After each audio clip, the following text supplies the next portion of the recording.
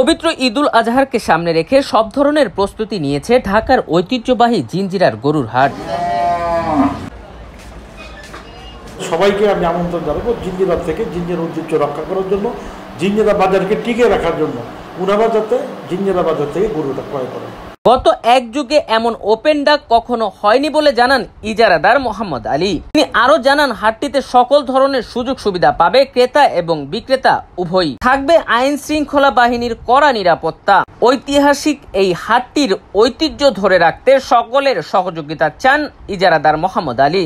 হাসিলের সরকারি রেটের থেকেও 1 টাকা কম রাখার প্রতিশ্রুতি দেন তিনি। এইবার তো জানেন যে সর্বকালের শ্রেষ্ঠ ওপেন ডাক হয়েছে, এটা কল্পনা করা যায় না। বিগত 17 বছরে কিন্তু এই ডাকটা হয়তো 3 লাখ টাকা, 3 থেকে 4 লাখ টাকা গড়ে এবার কিন্তু 15 লাখ টাকা নির্ধারণ করা হয়েছে জিঞ্জিরা বাজার। আমরা যখন ডাকে অংশগ্রহণ করি তখন ওপেন সবকিছু খোলামেলা ছিল। আর একটা বর্জ্য নিষ্কাশন যেটা, সেটা তো স্বাভাবিক, এটা মনে করেন কোরবানির মধ্যে এটা বর্জ্য নিষ্কাশন একটাই থাকে। আমরা আমাদের এখানকে যে থানার যে দায়িত্বে আছে ওনার নাম বেরিয়ে আনোয়ার ওই ভদ্রলোকের সাথে কথা বলছে এবং আমরা 7 দিন ঈদের 7 দিন আগের থেকে এবং 3 দিন ঈদের 3 দিন পর্যন্ত এই 10 দিন আমরা লাগাতারে এই বর্জ্য মানে অপসারণের চেষ্টা করবো। আগে কিন্তু আমাদের হাটটা হইতো যে হাটের সাথে যারা বাজার নিত তাদের সাথে প্রচুর হাটটা ছিল, কিন্তু 5 বছর আগের থেকে সেই প্রচুর হাটটা কিন্তু আমাদের বাজার থেকে বিচ্ছিন্ন করে আলাদা ডাক দেওয়া হতো। এই ডাকের আপনি যদি 5 বছরের পরিসংখ্যান উপজেলা চান তাহলে দেখতে পারবেন তারা কত টাকা ডাক দিত, কী প্রক্রিয়া ছিল, কীভাবে ডাক দিত, সেটা জনগণ জানতো কি না। আর আমরা যেবার ডাক নিলাম এটা জনগণ প্রকাশ্যে দেখছে, ওপেন ডাক হয়েছে, ভিড় হয়েছে, সেটা সরাসরি প্রচার হয়েছে। এটা স্বচ্ছমনে কোনো ডাক হয় না। যে জিঞ্জিরা অত্যন্ত ঐতিহ্যবাহী একটা এলাকা, সেখানে ঐতিহাসিকভাবে একটা গরুর হাট হয়। এবার ইনশাআল্লাহ আমরা আশা করছি সেখানে এসে আমাদের ঐতিহ্যকে আমরা মনে রেখে ঐতিহ্য অক্ষুণ্ণ করার জন্য আমরা এখানে যত ধরুন ক্রেতা যারা আসবেন হাটে তাদের সুবিধার্থে আমরা পর্যাপ্ত ব্যবস্থা রেখেছি। যেমন আমাদের এখানে যারা পশুর পাইকার যারা আছে তাদের থাকার ব্যবস্থা, তাদের থাকা খাওয়ার ব্যবস্থা আমরা করছি, তাদের নিরাপত্তার ব্যবস্থা আমরা করছি এবং তাদের যাতে টাকা পয়সা নিয়ে কোনো ভোগান্তির সৃষ্টি না হয় সেটার ব্যবস্থা আমরা করছি।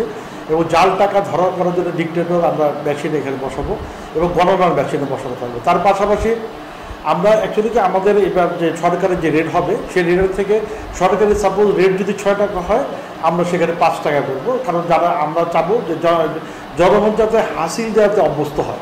কারণ আমাদের জিঞ্জিরার একটা ট্রেডিশন আছে, সেটা হলো আমাদের মধ্যে একটা পাবো যদি গভর্নমেন্টের নির্ধারিত মূল্য থাকে 6 টাকা, আমরা সেখানে 1 টাকা কমিয়ে 5 টাকা করে করবো। আমাদের অলরেডি আমাদের আইন শৃঙ্খলা বাহিনীর সাথে আমাদের কথা হয়েছে। আমরা কালকেই আমরা এখানকার যারা সেনা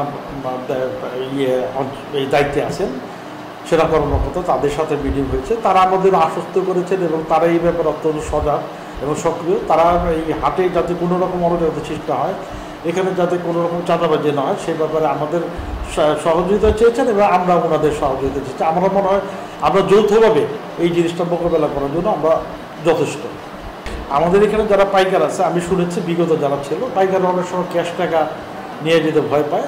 আমরা হাটের সাথে সাথে কিন্তু 2টা ব্যাংক আছে, আমাদের হাটের আশেপাশে কিন্তু 3টা ব্যাংক, মানে বাজারের মধ্যে 3টা ব্যাংক আছে। স্বাভাবিকভাবে যেহেতু হাটটা আমি নিয়েছি এটা তো আর্থিক ব্যাপারে জড়িত, ঠিক না? আমি আশা করব আমাদের গ্রামের মধ্যে যারা হাটে গরু কিনেন এবং আমাদের গ্রামে কিন্তু অনেক ধনী লোকের বসবাস, অনেক ধনী লোক এখানে থাকে, তারা যাদের সক্ষমতা দিয়েছে গরু কেনার কোরবানি দেওয়া তাদের সবাই